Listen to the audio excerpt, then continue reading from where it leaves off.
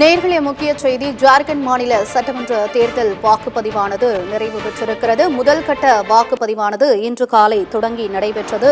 தற்பொழுது முதல் கட்ட வாக்குப்பதிவானது முடிவு பெற்றிருக்கிறது. ஜார்க்கண்ட் மாநில சட்டமன்ற தேர்தல் வாக்குப்பதிவானது இன்று காலை தொடங்கி விறுவிறுப்பாக நடைபெற்று தற்பொழுது முடிந்திருக்கிறது.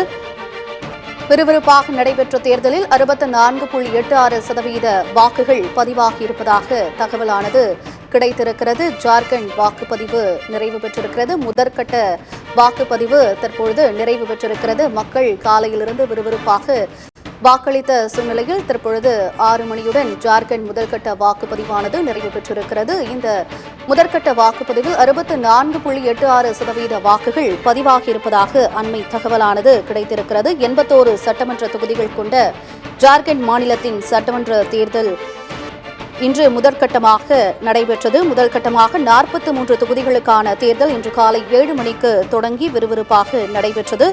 அதன்படி அனைத்து தரப்பு மக்களும் நீண்ட வரிசையில் காத்திருந்து தங்களுடைய ஜனநாயக கடமையை ஆற்றினர். இந்த சூழ்நிலையில் தற்பொழுது முதற்கட்ட வாக்குப்பதிவானது நிறைவு பெற்றிருக்கிறது. இந்த தேர்தலில் காங்கிரஸ் JMM கூட்டணி மற்றும் பாஜக இடையே கடும் போட்டியானது நிலவுகிறது. பாஜக 25 தேர்தல் வாக்குறுதிகள் அளித்திருந்த நிலையில் காங்கிரஸ் JMM கூட்டணி கல்வி, குடியுரிமை கொள்கை, சமூக நீதி, உணவு என்று பல்வேறு வாக்குறுதிகளை அறிவித்திருந்தது.